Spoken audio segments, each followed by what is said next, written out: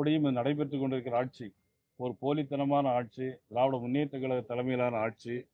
அதை வீட்டுக்கு அனுப்ப வேண்டும் என்பதற்காக நிச்சயமாக மக்கள் திரண்டிருக்கிறார்கள், ஒன்றுபட்டிருக்கிறார்கள்.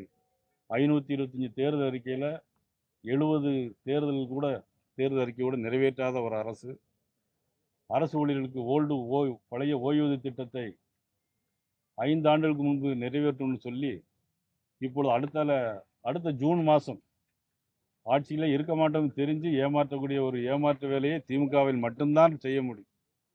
எது டெல்லியிலிருந்து தரலன்னு சொல்லிக்கிட்டே ஒரு கோயபல் தத்துவத்தை பறைசாற்றி இந்த அரசை வீட்டுக்கு அனுப்ப வேண்டும் என்பதற்காகத்தான் இந்த மாபெரும் நிகழ்வு நடைபெற இருக்கிறது என்பதை தெரிவித்து அந்த இடம் தான். 2019 எய்ம்ஸ் மருத்துவமனை அமைக்கிறதுக்கான அந்த அடிக்கல் நாட்டப்பட்ட இந்த இடத்த வந்து குறிப்பா தேர்வு பண்ணிருக்கீங்க. அது எது முக்கிய காரணங்கள் இருக்காங்க சார்? எய்ம்ஸ் அதாவது ஒரு கல்லை தூக்கி காட்டிக்கிட்டே இருந்தாங்க ஒரு நம்மளோட துணை முதலமைச்சர். ஆனால் இன்னைக்கு பல லட்சம் கல்களால் இன்னைக்கு உயர்ந்து நிற்கிறது எய்ம்ஸ் மருத்துவமனை. அதை நினைவுபடுத்துவதற்காகவும் அந்த ஒரு கல்லோடு இந்த கூட்டமும் நடைபெறும் என்பதை நான் தெரிவித்தேன். பிரதமர் எய்ம்ஸ் திறந்து வைக்கிறாரா சார்? இல்லை, பணிகள் முடிந்த பிறகு அது குறித்து பேசும். இந்த சீசன் இப்போ இதில் அது அப்புறம் முடிவு பண்ணலாம். இந்த கூட்டத்தில் எல்லா கூட்டணி கட்சி தலைவர்களும் கலந்துருப்பாங்களா சார்? வெயிட்டிங்ல இருக்கிற இந்த தேமுதிக, அன்புமணி ராமதாஸ், பாமக. தயவுசெய்து வெயிட்டிங்ல இருக்கான்னு யாரையும் சொல்லக்கூடாது.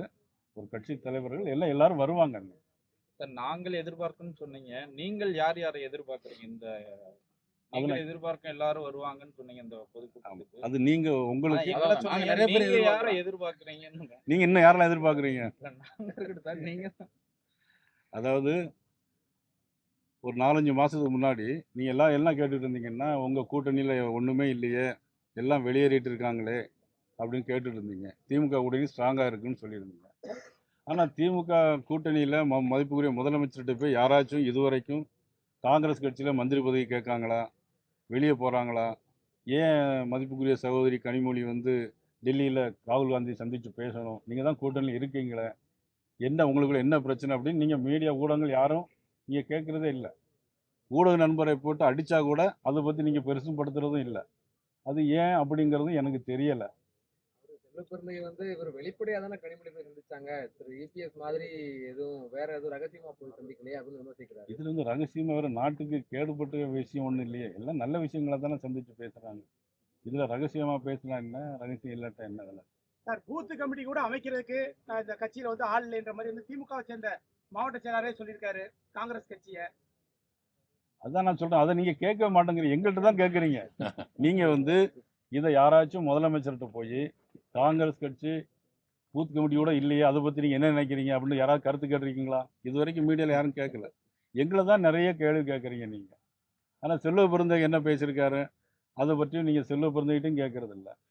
ஆனால் எங்கள்கிட்ட மட்டும் கேள்வி கேட்டுகிட்டே இருக்கீங்க. என்ன விஷயங்கிறது எங்களுக்கு தெரியல. ஆனால் இந்த 5 வருஷமும் எவ்வளவு பிரச்சனை நடக்குது.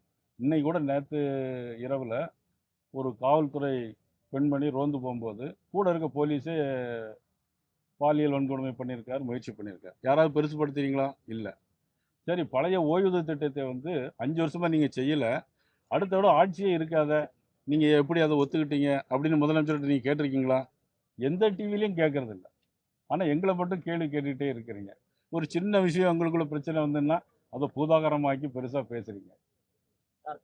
தமிழ்நாட்டுல இந்த பட்ஜெட்ல தமிழ்நாட்டுக்காக ஒரு திருக்குறள் கூட சொல்லல அப்படின்னு சொல்லி முதல்வர் விமர்சனம் வச்சிருக்காரு. அதாவது பிரதம அமைச்சரை பொறுத்தவரை 23 மொழிகளில் திருக்குறளை மொழிபெயர்த்திருக்காரு. ஐநா சபைக்கு போனாலும் சரி, அயோத்திக்கு போனாலும் சரி, அல்லது எங்கே போனாலும் சரி, யாதும் ஊரே யாவரும் கேளியர் கல்யாண் பூங்குன்றனாருடைய இதை பேசுகிறாரு.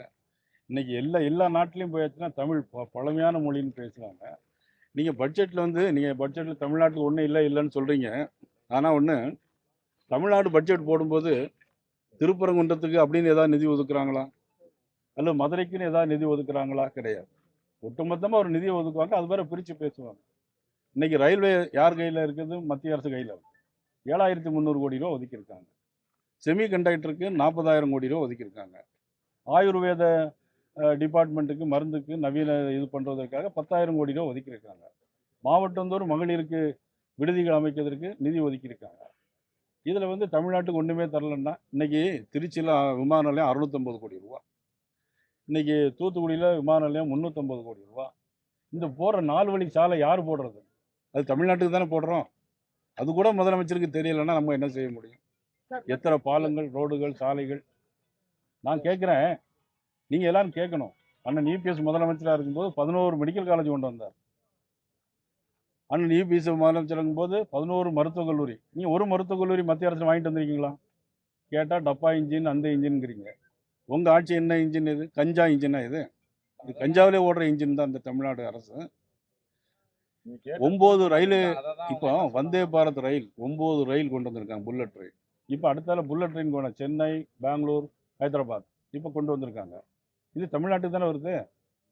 ஒரு நாடு முன்னேறணும்னா கட்டமைப்பு வசதி மேம்பாடு பண்ணணும். சாலை போக்குவரத்து, விமான போக்குவரத்து, பஸ் போக்குவரத்து, கடல் வழி, நீர்வழி போக்குவரத்து, இது இருந்தால் தான் நாடு முன்னேற முடியும். இன்னைக்கு உலகத்தில் 4வது மிகப்பெரிய பொருளாதாரத்துக்கு வந்திருக்கு அப்படின்னா யார் காரணம்? மோடி அவர்கள் காரணம். நீங்கள் தமிழ்நாட்டுக்குள்ளே இருந்துக்கிட்டு ஒன்றுமே செய்யலைன்னு சொல்லிட்டு இருந்தீங்கன்னா அதில் என்ன அர்த்தம் இருக்கும்? ரயில் திட்டங்கள் வந்து தமிழகம் புறக்கணிக்கப்படுறதாக மதுரை எம்பி சொல்றாரு. ஆனா மதுரையோட நிலைமை வந்து எப்படி சார் இருக்கு?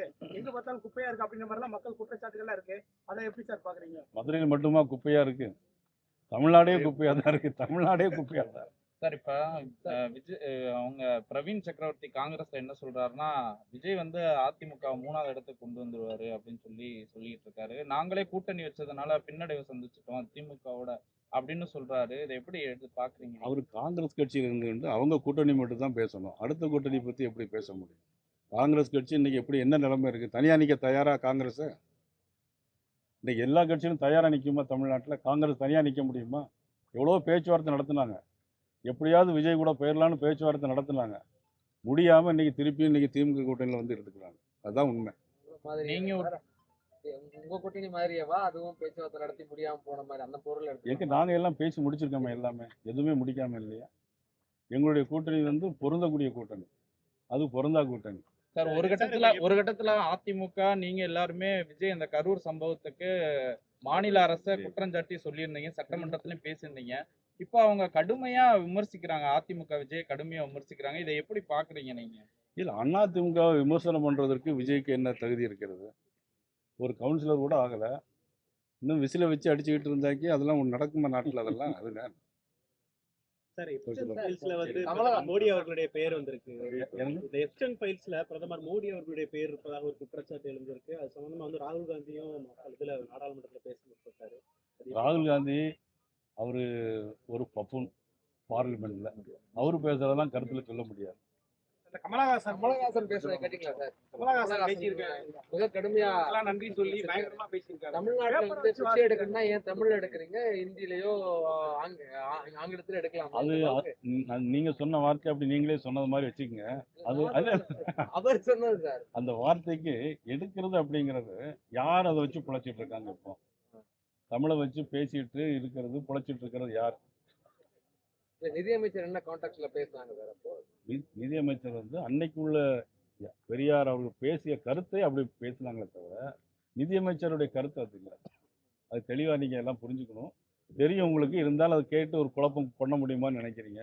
எந்த குழப்பமும் பண்ண முடியாது.